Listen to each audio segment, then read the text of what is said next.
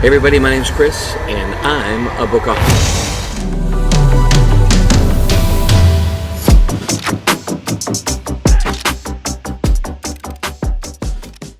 How you doing? New year, new opportunity for me to be consistently inconsistent. Crushing it. Okay, so, everybody right now, not everybody, but the few people that I watch, they're doing this challenge of read your shelves. I can't even stress to you how pretty much impossible that is for me. Because, I'm a bookaholic. So I have, I think in my house there's 20,000 plus books. This was a few years ago. My daughter started counting. And, what I have is a problem. I don't have enough room. And so I have thought about buying another house just to put books in. But I realized, I'm not rich. So I then decided, after talking to my wife, that maybe I could just steal one of my kids' rooms because they're getting older and they're leaving. But she told me, hell no.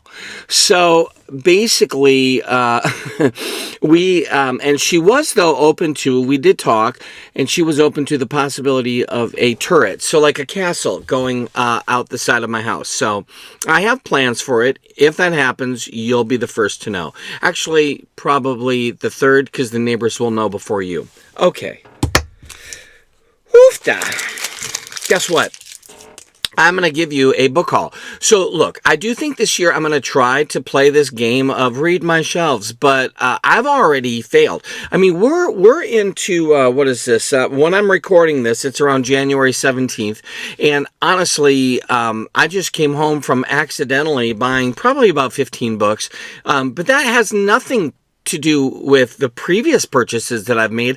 And I was traveling actually this month, and I accidentally found myself in an amazing bookstore and in the Tupelo, Mississippi area, and I left with a few books there as well. So I mean, look, it's I'd like to say, I'll be done. I'll be done going crazy buying all these books, and then starting February, I'll just do the read my shelves. But it's not going to happen.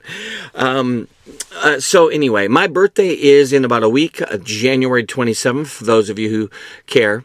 I'm finding as I get older, though, that I am wanting to kind of focus and hone in on books that I'm super interested in. So let me just give you this small little preview. When I finish January, I'm already off and running. I've read some phenomenal books.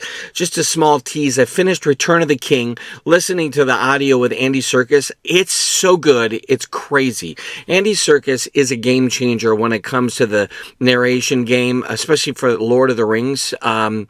That trilogy was yummy. And in fact, if I remember right, Brian Lee Durfee said that for him, the Silmarillion was like his top book maybe for the year last year, and it had to do with Andy Serkis.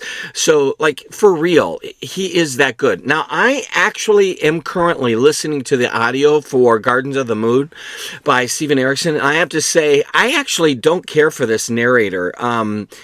Just because I've been listening for hours and hours and hours to Andy Serkis, who crushes it. And I am going into this with an expectation, and it is failing miserably. So it is what it is. And I'm appreciating the complete confusion that Malazan is, or Malazan. Let's see. All right, we're going to do a kind of a makeshift, lo-fi book haul, and we'll see what happens, okay? Here's one that is so bizarre, and honestly, why did I buy it? And I think I only bought it because it's kind of a cute book. This is called Carbon Capture, Howard Herzog. This is from the MIT Press Essential Knowledge series, and honestly, this is not really my cup of tea, but it is kind of interesting. A concise overview of carbon dioxide capture and storage, CCS, a promising but overlooked climate change mitigation pathway. All right, so I'm never going to read this, but maybe a kid of mine is. I have a son that's engineer, and he's really interested in nuclear engineering, which I don't know where he got the smarts from. Well, I do. his mother. Okay, so here's another book that I got just today, in fact, and I thought, that's cool, except, and you'll hear me complain about this nonstop. So Black Trillium, this is Marion Zimmer Bradley, Julia May, and Andre Norton. So, but you know what? The truth is that this crap with the stickers is driving me crazy. I've already done so much, but it's already ruined the back of the small little mass market paperback. And honestly, you know, that's not the end of the world, but it ticks me off. This is a novel of magic, adventure, and love by 3 brilliant fantasy talents. Yeah, they are legendary. There's a tower. Hey, that's what's coming off the side of my house. That turret. This was cool at, there's an Ollie's. It's like it's not a thrift store, but it's like a discounted store, and they have books, and they have clothes, and all sorts of stuff. Well, The Divine Comedy, this is actually a pretty solid-looking book. I mean, there's some great illustrations in here. The notation, the actual text is not bad at all. It's the paragraphs are numbered, in fact, so if you wanted to reference that, you could. The Divine Comedy is obviously a classic, and maybe you've read it. I don't know. Have you read it?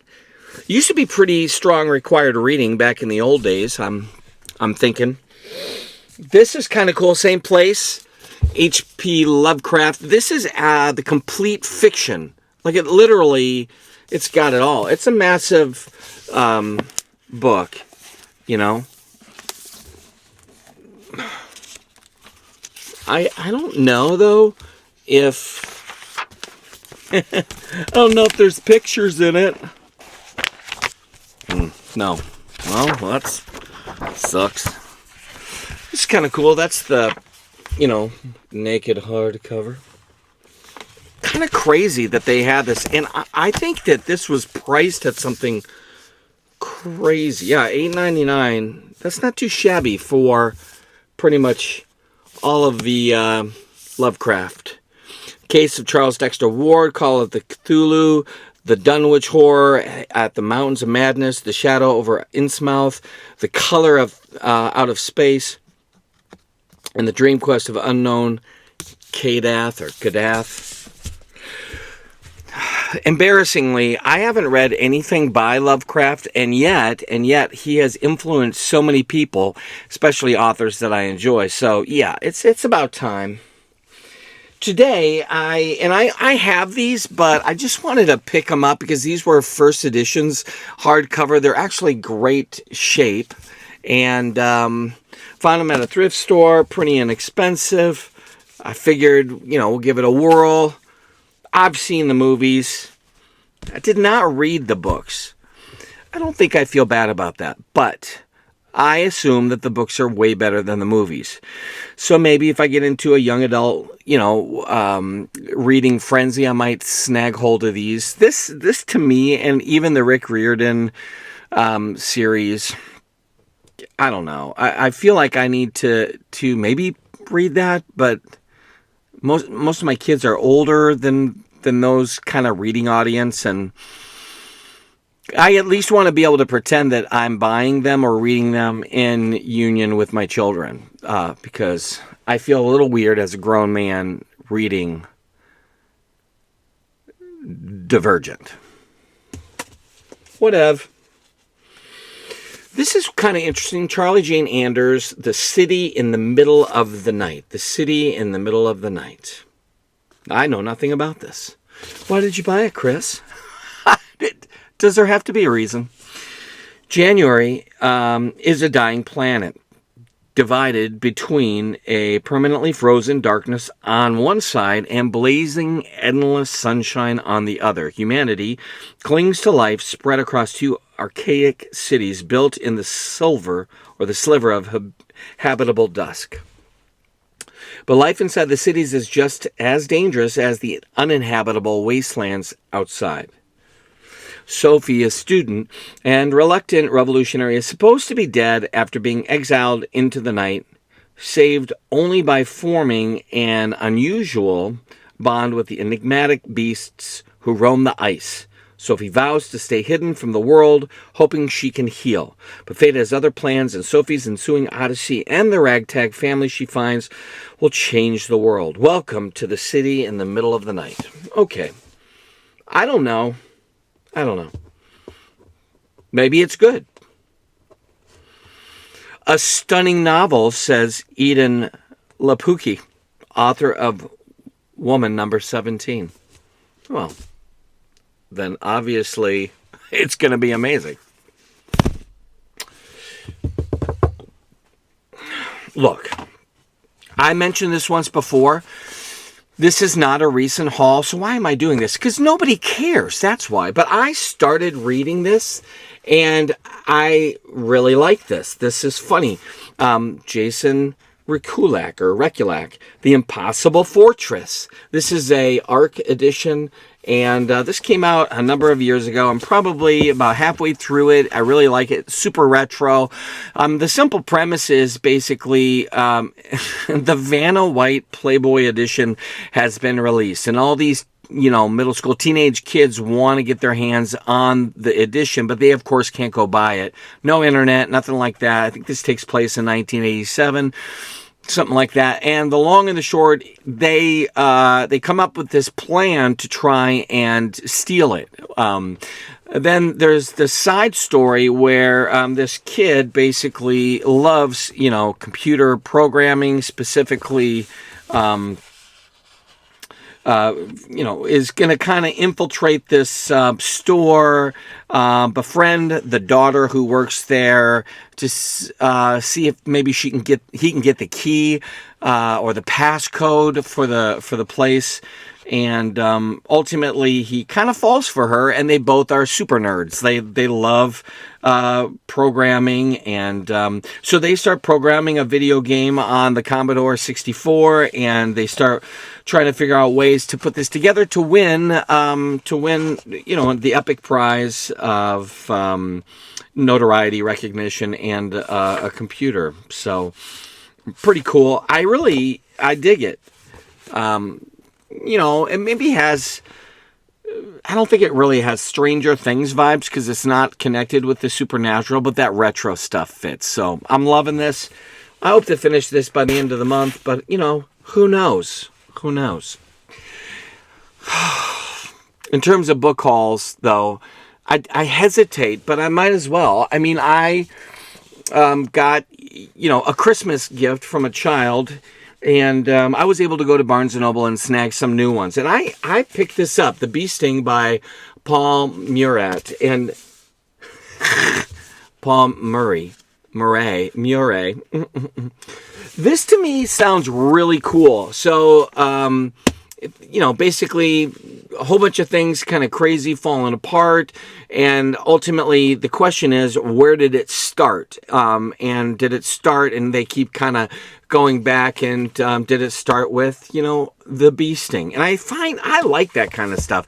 It's this fascinating idea that somehow or another, can you trace back, the beginning of, whatever it is. My wife, she's a counselor, therapist, and she has a phrase that she has said for years and years, which I love and I think is very helpful. Not everything's cognitive, not everything's, logical, and in the sense that you can explain to someone, here's the logical reasoning, so you should apply that in your life and now you're fixed. That doesn't always work because there's the emotional, psychological element that doesn't always like reason, if you will. But she has a phrase, and I've loved it, and it's this phrase, what lie are you believing? And you kind of, when you find yourself struggling with a particular thing, or you're feeling uncomfortable or have some anxiety, you ask the question, what lie are you believing? And maybe you were standing next to somebody and they had great hair, and you think to yourself, my hair looks like crap.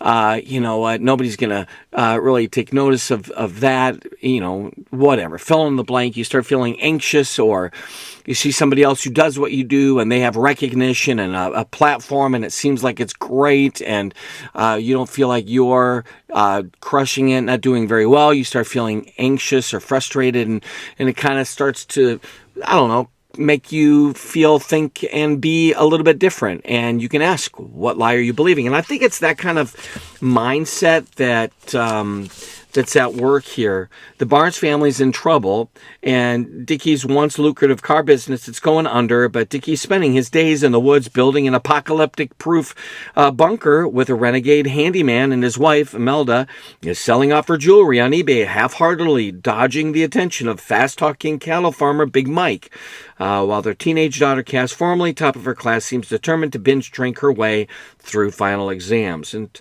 12-year-old PJ's thinking of running away type thing. If you wanted to change the story, how far back would you have to go? And I think that's fascinating to me. So I got that. That's on my my list. And then I'll show you some other stuff later, because if I touch that, then the whole lighting infrastructure collapses. So anyways, that's a good start. Good failed attempt at trying to minimize purchases, but that my daughters bought for me. So, okay, that's it. Thanks. I love this stuff, and I hope you do too.